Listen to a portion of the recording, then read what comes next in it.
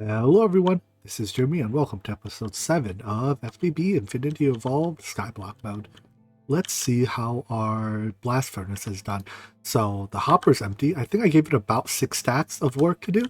So I do see that these machines are running though, which seems to imply to me that it hasn't finished. In fact, it has not yet finished. There is 36 pieces of iron left, so there's, about 6 stacks of steel in here. I mean, it's good that it has 6 stacks, but it's been running for over a day. Like 24 hours, real time, 100% uptime, and it has 6 stacks of steel. So, we're gonna need a better blast furnace at some point. I'll probably upgrade our crude blast furnace to a improved blast furnace and just feed it with multiple coke ovens. But anyways, before we do that, I think the first thing I want to start with today is improving our power generation. So right now we have, 6 water wheels of power output. It's enough to run all of our sifting and like, ooh, what on the ground? Oh, I didn't mean to feed you. Oh, I guess I'm misextracting items too slowly. I see. I'll put some speed upgrades into these in a second, but we have enough power to run all of our sifting and not much else. Like if we run more than 1 or 2 other machines, the power starts to dip. So why don't we work towards building a bit more power? There's a couple options for that, but I think I want to use Industrial Craft's wind generators for that. So we start with a kinetic wind generator. It's a very simple recipe, which is, all these machines are very simple, so I want to use it. This is why I want to use it. The kinetic wind generator outputs KU, that is kinetic units. I assume that's what it stands for. So it doesn't output energy. Instead, it outputs kinetic units and then use a kinetic generator, spelled with a K, not a D. Let's see. So a kinetic wind generator generates the energy, and a kinetic generator turns that kinetic energy into EU. Cool. So this recipe is also quite simple. Requires some motors, but not that bad. So I'm going to start by making a number of kinetic generators and a number of kinetic wind generators. First things first, though, speed upgrades. I can make a lot of them. Now that I have a lot of redstone, I can use it. 460 stacks of redstone, in fact.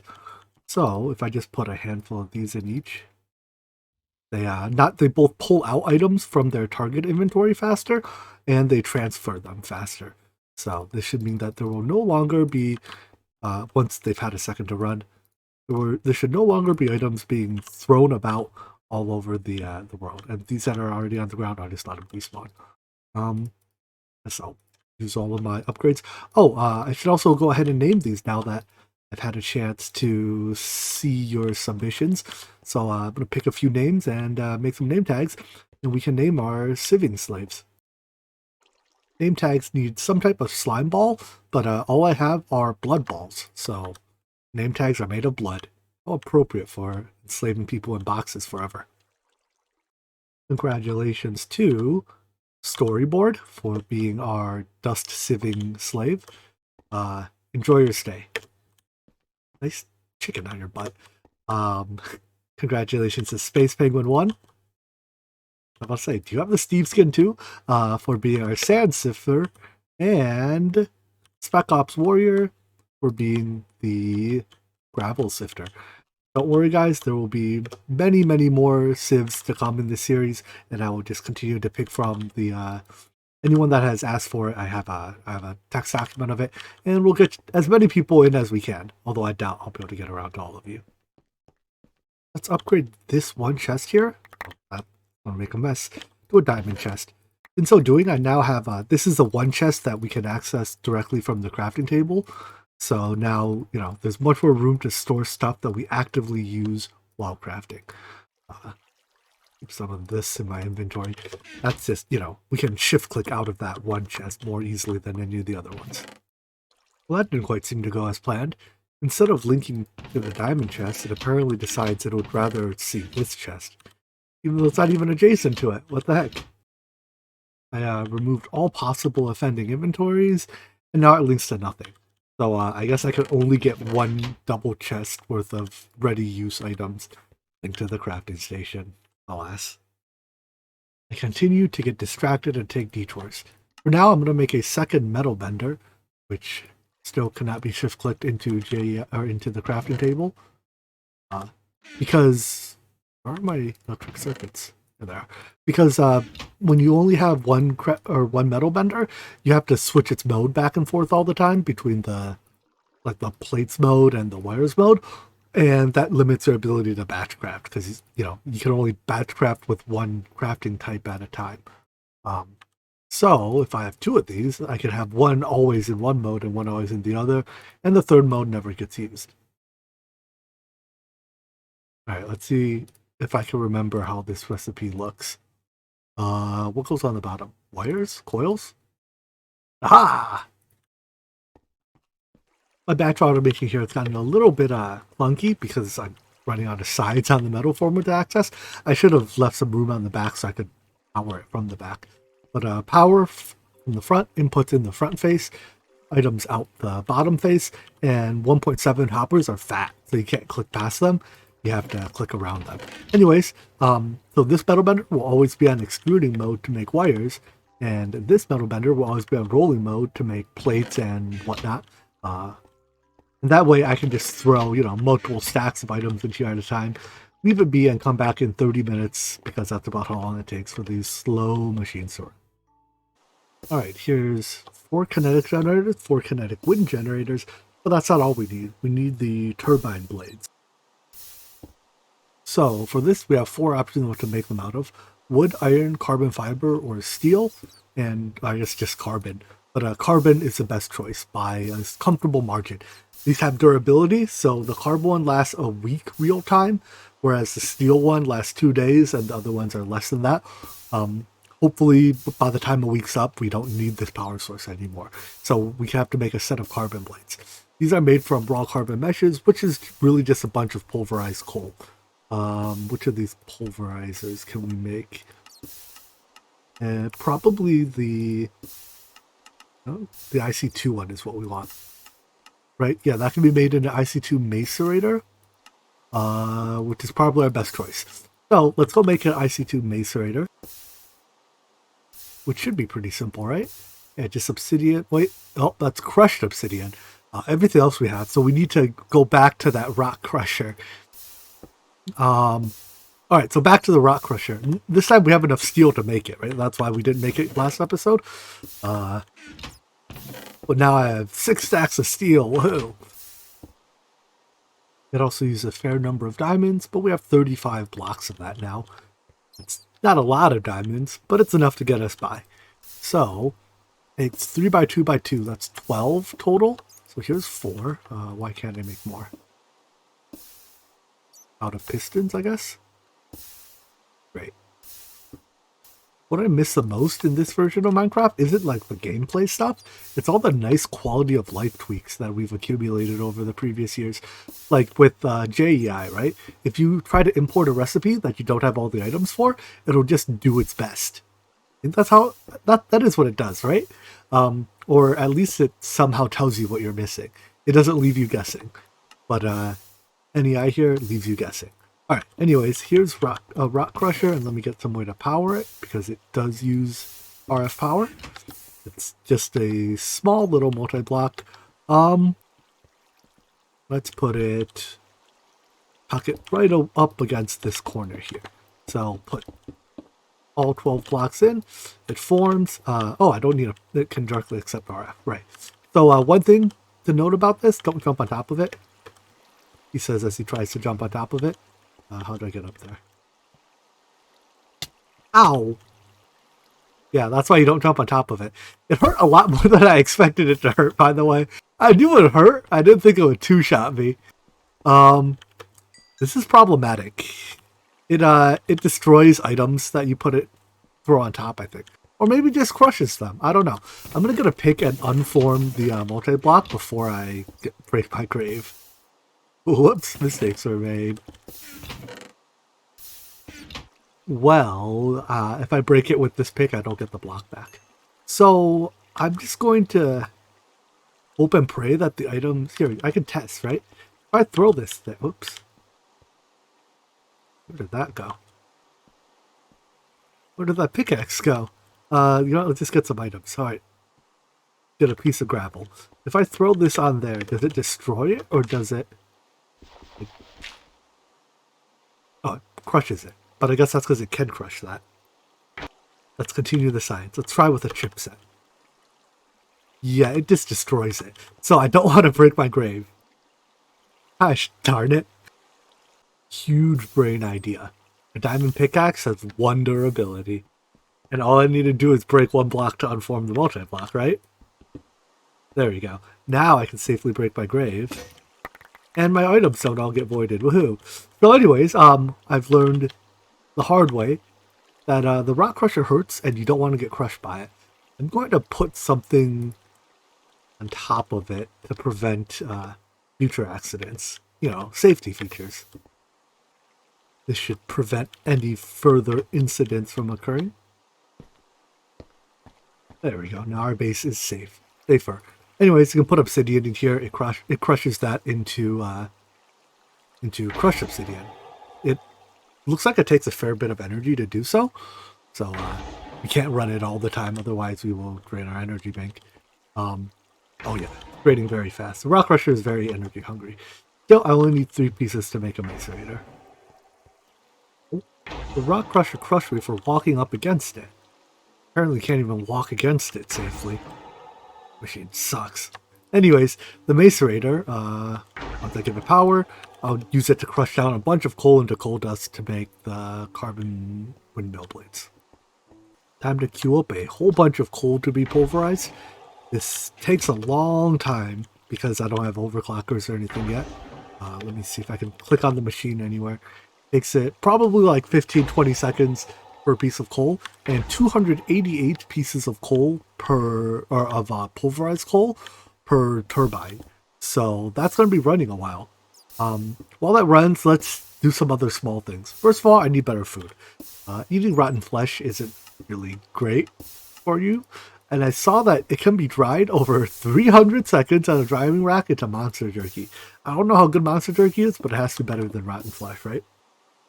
What's the side of your smeltery for, if not putting a lot of drying racks? So, I just have a bunch of these that I'm manually stocking, and one that is automated. At 5 minutes per, it's competing against the blast furnace. Good luck, guys. I wonder who wins. In order to measure the wind strength, you need to make something called a wind meter. So I think this just if you right-click with it, I guess if you give it power, and then right-click with it, it'll tell you how much wind there is in any given location. Let's see how much food this gives. That was 2 drumsticks. Impossible to know how much saturation it gives because nothing in the UI tells me that. But hey, it doesn't give me hunger, so that's an improvement, right? We should be able to charge the wind meter in our MFE here. Yeah, put it in here. It just drains energy from the MFE to be charged. And then when we right-click with it, it says 21.119 MCW. I have no clue what an MCW is, but that's the unit. That's the strength of the wind here. It goes up until you get to Y level, I think it's about 200, and then it goes down from there. So we'll want to build a significantly raised platform to be our solar power platform. Since I'm going to be building up, I'm going to need lots of ladders. And ladders are made from wood. Oh, I love chopping all that in one click. Never gets old. According to the Industrial Craft Wiki, the best wind strength is at Y160. Although, again, with how often Industrial Craft updates and doesn't update the wiki, I'm not really going to trust that number. So I'm just going to go up and sample from time to time. It's definitely gotten better so far. Now, the wind strength can change over time. So, you know, it's not necessarily that, like this won't necessarily tell me exactly where it has the best, but if it turns out that above 160 it starts going down, then I may as well just cross the wiki, right? So we started at right about 60, so we have to go up about 100 blocks, which, ooh, we're in the clouds now. It's quite far up. I haven't quite figured out how I'm getting down yet. Probably by dying. Oh wait, no, there's water I can aim for down there, right? I just have to not miss. So far, the energy has been trending upwards. I just hit 160, so I think there's been like one sample when it went down a tiny bit, but besides that, it's been going up. If I go up further, does it go down? It is less. Let's go up a couple more blocks and see if it goes down again.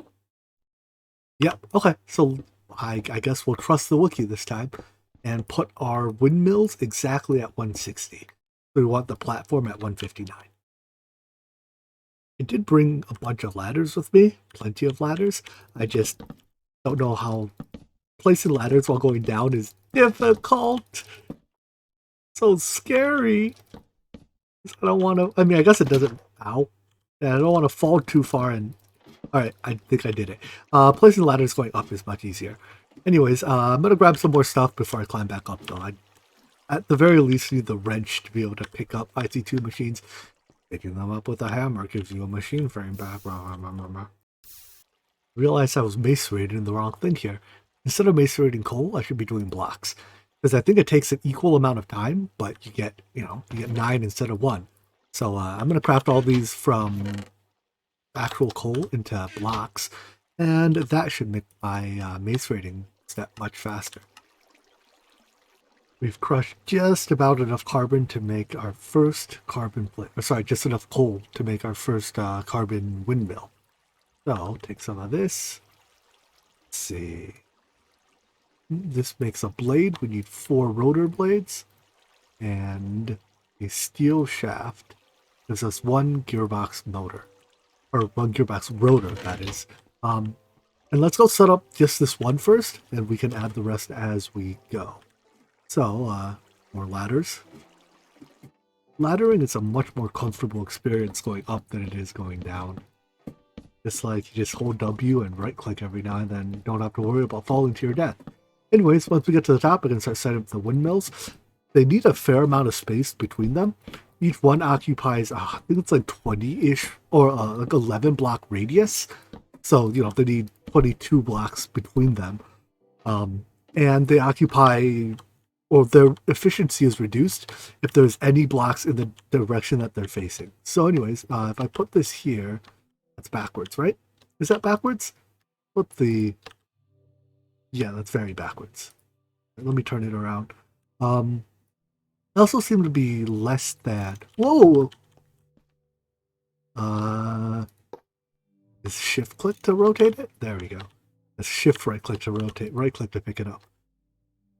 Alright, so this is outputting 500 KU. How much wind is being generated here? 50? So I guess it gets 10 KU per wind strength. This is less than the 11 block radius that I expected. Maybe it's an 11 block diameter. Well, looking at the diameter, it does look like it goes 5 blocks out. So that would be an 11 block diameter, not radius. Which is not what the wiki says, but again, maybe that wiki information is for an older version. So, assume this is just backwards again. You have to put a kinetic generator up against, here we go, a kinetic generator up against a kinetic wind generator, and it produces 1 EU per 4 KU generated. So it's 4 to 1, but since EU is 4 to 1 with RF, basically KU is 1 RF per point. So this generator is producing 500 RF, which is more than all of my water wheels combined, I believe. About double all of my water wheels combined. Anyways, now I just have to run the energy down to our base. So I'm going to try using copper cable here. Notice how it says 128 EU a tick? I think it's perfectly happy transferring more than that. In fact, just to test, let's put an MFE here, and I just want to make sure the copper wire doesn't explode. I think the MFE, the dot side is its input, right? So, yeah, it's transferring that energy, and it's transporting way more than 125 EU a tick, right? Because if it were, the buffer would not be dropping here. So, then in this version of Industrial Craft, all their cables are lossless, and all their cables are have no throughput limit. I think it does, although this does say 125. Ah, 168 volts? Wait, that's, I don't understand. I think it's just by the time I was looking at it, it had already fully drained the kinetic generator.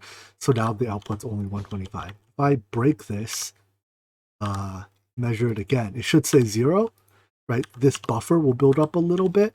And then if I place it and measure it immediately, yeah, it's 512. And that's the limit of how much energy the MFE can accept. So we're limited now by the MFE, not the cable. It's expected. All right, let's pick this up. And I'll just run a wire down all the way like so, just right next to the ladder. Probably easier to build the wire from the bottom up. Up we go, wires, wires, wires. So yeah, it's good that I don't have to invest in like halfway decent wires. Being just able to use copper wires for everything will save a fair amount of processing time. Back up here now, it's time to go down again. I mean, I only have 3 levels to lose if this doesn't work, right? Ow. Mistakes were made. Now that our energy is down here, I just need to convert it from EU to RF because that's what our pipes carry. So much like before, I can use Buildcraft energy wires to do so. They just, they convert, or not Buildcraft, sorry, immersive engineering wires to do so. They convert between all the different energy types. However, they're also limited to 1,000 RF a tick each at MV tier. So we're going to need the HV tier, which goes up to, I think it's 4,000, which is 1,000 EU, which is more than the 512 that are for wind turbines together. Well, it'll peak somewhere around there. So I need to process some aluminum and steel for the wires. Now, HV wires do require relays in between. That is, each wire connector can only connect to one, or I guess, yeah, can only connect to one other HV wire connector. But for this, because I only have 2 points, I can skip the relays. Relays aren't that bad. They just require a little bit of cactus. Thinking it might be time to automate the production of clay as well, or at least to make it slightly simpler. So by placing a transfer node over a fluid transfer node over an infinite water source and putting a road interaction upgrade in it, it pumps water extremely quickly at that. That should fill that barrel with water, and then I just need to put dust. Dust? Go get some dust. I just have to put the dust in that top chest and it'll automatically filter into, we got a lot of dust. It'll automatically filter into clay.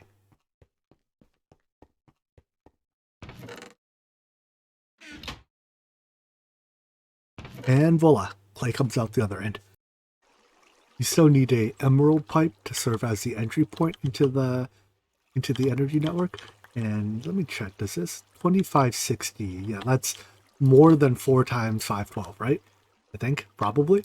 So if I just connect these, aha, there we go. Energy is now flowing from this MFE to power our machines. So we have an extra 500 RF a tick generation right now, which means I could, for example, run more lasers on our assembly table, more machines at the same time. I could overclock some of our machines if I make overclocker upgrades. There's lots of things I can do with power. Right now I'm just running more carbon meshes through the compressor to make the carbon plates, so I can make the other 3 blades. I think I'm almost done with the macerator here. Well, there's a lot left, but I've already macerated enough for all the carbon turbine blades I need for now. We'll use those carbon plates though throughout the playthrough, so it's good to have more on hand, especially because they take forever to make. Waiting for this compressor to make carbon plates is so painful. I really need to get around to making overclockers for these machines.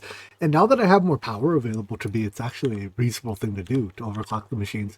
They, they make the machines less efficient, but faster. And when they take like 20 seconds per operation, it's awful to have to wait for it. So maybe that's what we'll do tomorrow. We'll make overclockers for at least some of our IC2 machines. The other way to deal with slow machines, of course, is to craft way more than what you need right now and craft it beforehand, effectively. So that when you need it, it's already crafted and then you just have to remake more for later. So I will do a bit of that as well. For example, we'll queue these up for later. All right, but I think I probably have, it takes, 24 more carbon plates to make the last rotor. Here we go.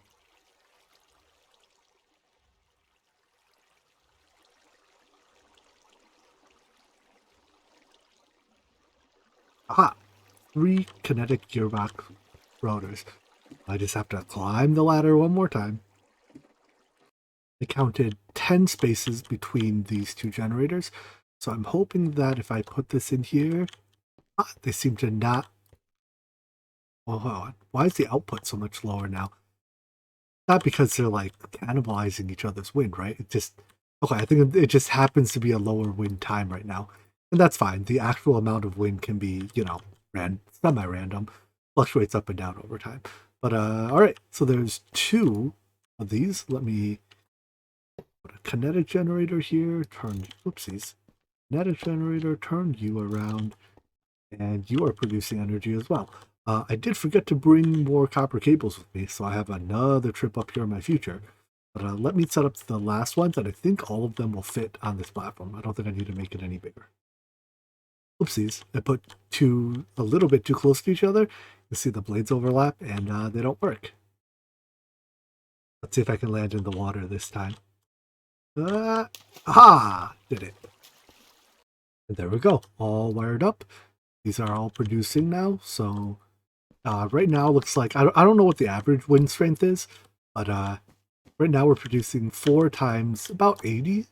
So 4 times, well, sure, I can just use this number. 4 times 308 RF a tick. So that's 1200. Yeah, 1200 for the low price of 4 wind generators.